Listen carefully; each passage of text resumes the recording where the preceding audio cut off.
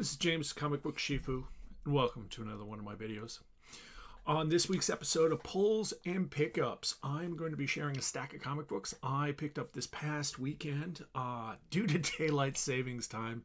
This video is a little later in production and release, but hopefully if there is any book that attracts your interest, you'll be able to pick it up at your local LCS or other comic book provider in the coming days. So why don't we get to it?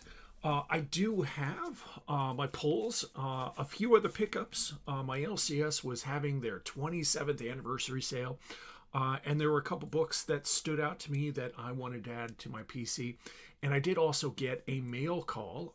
This is an New York Comic Con exclusive from a particular writer and creative team that I appreciate. So we'll get on to it. Starting with, this is Batman, Catwoman, The Gotham War. Scorched Planet issue number 1. This is a one-shot that brings to a close the Batman Catwoman crossover event. I went with the Ian Lee cover. I think this is Ian Lee. No, this is a Kunkka cover. They also had, there we go. I'm sorry about the glare. We have some natural light coming in from the outside. They also had a foil variant of this, but I didn't think the foil really stood out. It kind of negated some of the background of the particular cover. I am a few issues behind on this book. I have been enjoying the event in itself.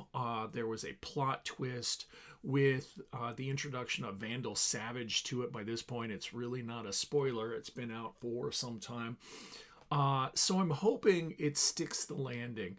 I have high hopes. I have been enjoying what Tini Howard and Chip Zdarsky has been doing with this. So we have the Gotham War Scorched number 1. Next, this is a prequel to the upcoming Aquaman movie. I went with the variant cover. The A cover was more, I think, of a photo variant. So this is Aquaman and the Lost Kingdom special. The first time I've had an opportunity to get a prequel book to a movie. I enjoyed the first Aquaman movie. I have high hopes for the second one. I know it is not part of James Gunn's official reboot, but we'll see how it does. I'm hoping, for the very least, that it kind of ties up the Snyderverse of movies and allows for a kind of a, what's the word I'm looking for? A satisfying ending. That's what I'm hoping. I've enjoyed all the other ones for what they were, though I haven't seen The Flash. I've heard really good things about that. Looking forward to seeing Aquaman. Next one from Dynamite, we have Savage Red Sonja. I went with the Frank Cho cover. In fact, Frank Cho is why I picked up the book. He has done a lot of Red Sonja covers. I appreciate his pencil work, especially his cross-hatching. If you've ever get a chance, check it out. I believe you can find it on YouTube. He uses regular pens like a Bic pen, and his cross-hatching is just amazing to watch. So I went with this. I mentioned this before. One thing I really wish is that there was some sort of continuity in the Red Sonja universe that Dynamite has going on. But it seems like, and this is kind of a vicious catch-22. On the one hand, we don't have a shared universe. There's no canon, per se, except the earliest events in Red Sonja's life. The upside is you get some pretty cool stories from some great creative teams. They pull in some amazing artists. I do think they overdo the variant covers. Usually they have a dozen or more for books that maybe don't deserve it. But we get a Frank Cho cover like this. All right, so this is Savage Red Sonja, just dropped last week. Conan the Barbarian, issue number 4. This is kind of the throwback cover to I'm trying to remember. This is the one about the Frost Giant's daughter. That's what it is. Classic Robert E. Howard story. Definitely recommend the Titans run on Conan the Barbarian. It has been on point. You might also check out, if you're interested in a Blaze did some reprints, in effect, of some French comics because Conan the Barbarian is out of copyright internationally.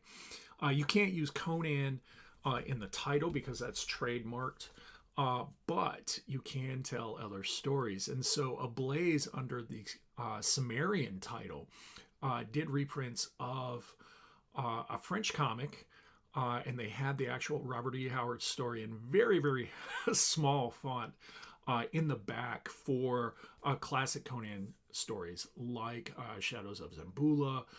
We got Queen of the Black Coast, and we even got The Frost Giant's Daughter, which had some gorgeous covers. So anyway, this is Conan the Barbarian number 4. Titan's been knocking out of the park. Recommended if you like Barbarian Tales with Conan in it. Next, we have Masters of the Universe, Forge of Destiny, issue number 3.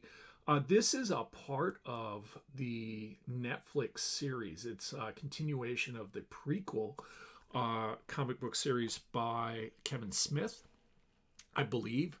I haven't read any of these books yet. It just kind of fills this this desire to go back to my childhood. I remember when He-Man came out, and it was the next best action figure ever back in the 80s.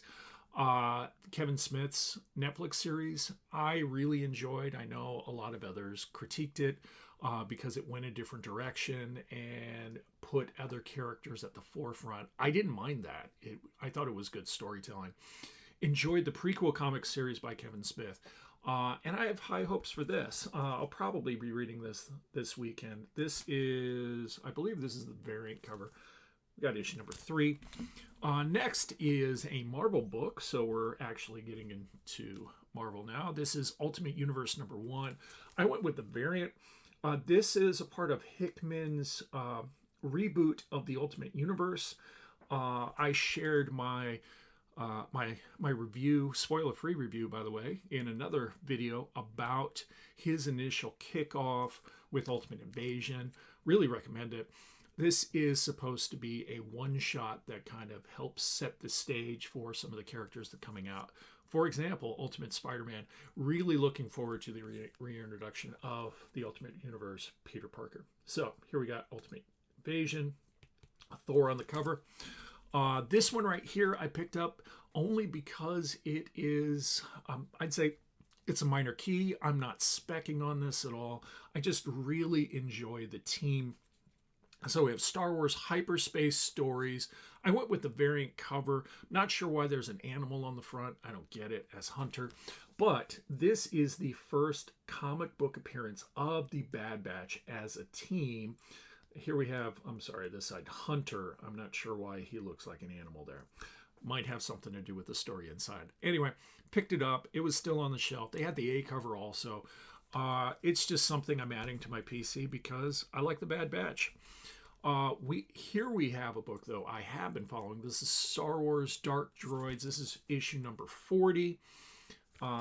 This has been a really enjoyable event. I think it's some of the freshest Star Wars comic book story that I've seen in a while. Though I did like some of the stories Soule had been doing with through Crimson Reign, and I don't remember what it was. Drawing a blank. I'm sorry. I need more coffee. Anyway, Star Wars has been really good. Now, upside is, once this story ends, which it should be wrapping up, I think, next month, it's a rather long event. This would be a good on-ramp for anybody who hasn't been reading any Star Wars books. I would recommend, and everybody has to make their own choices with this, I prefer Star Wars Darth Vader. I think the Darth Vader stories have been more engaging. It's been insightful to see what Darth Vader does outside of what we've seen him in the movies, where the main title Star Wars book kind of fills in the gaps between the original trilogy. I'm not saying it's less engaging, but Anakin Skywalker / Darth Vader, I think, is that tragic hero. I just enjoy the story more. So, Star Wars issue number 40, Dark Droids. If you're not a collector of Star Wars comic books, Dark Droids, when it comes out in trade. I would recommend it. It's a fun read. The next are a couple pickups. Helped me with one of my runs. Like a lot of collectors, I have a couple runs that I'm trying to complete it right now. Some bigger ones like Batman and Uncanny X-Men, and then some smaller ones that I can see the light at the end of the tunnel, and this is one of those. This is a series, for the most part, except for issue number 1, I was able to get off of a Facebook auction signed by one of the artists. This one I've been collecting only in the wild, though I recognize there's a few books that have some connections with Thanos and the Infinity Gauntlet event back in, I think this is late 80s? Anyway, that I might have to buy off the interwebs, probably eBay, but who knows, wherever I get the best price for a quality book.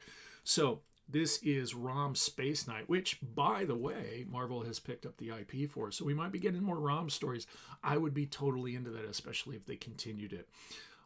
This is a total aside. The reason why I collect Rom, an issue of Rom, I'm not sure which one it was the very first comic book my father gave me. I remember the toy commercials, and it was the coolest thing next to holes in Swiss cheese back in the late 70s, even though now I look at the action figure and it looks a little goofy. Anyway, he gave me an issue of Rom. I remember it. I remember flipping through it. This might have been when I was in kindergarten, first grade. I do not know what the story involved, except I do remember seeing the dire wraiths in it. Anyway, so I'm just collecting the whole run because I'll know I have the book then. We have issue number, this is backwards, sorry, issue number 20, and really clean copy. Issue number 30, another really clean copy. They had some other books. They had the first 30 issues or so, 31 issues, including a decent copy of issue number 1, but I already have it. So I just passed up everything else except the 2 books I needed. We're getting pretty close. I think I only have a dozen issues of this series left or so. You know, now that I think about it, the Thanos books are actually for my Silver Surfer Volume 3 run. Ignore all that stuff. All right. And then last but not least, this is a mail call. This was a New York Comic Con exclusive, but you could purchase it off the Creative Team's website. This is 8 Billion Genies Wish World, signed by Charles Soule. 8 Billion Genies is an amazing read. Highly recommend getting the trade. It's been optioned by Amazon, I believe, which this will make an awesome series. Would it be better if it's animated? Probably, just because of the bonkers imagery, but the other side, with the CGI, I think they could make a compelling story. It will still be bonkers. Really fun book. Anyway, this was standalone one-shot, 8 Billion Genies Wish World, and because I enjoyed this, the individual books, the original run, I picked this up. I believe you might be able to still find it on their website. This is, I'm not sure who the publisher it is. Anyway, it was an Image book, and you can see right up here, Charles Soule. That's a really cool signature right there also. Anyway, thank you for watching. If you liked the content of this video, please like, share, and subscribe. And I hope everybody has a splendid week.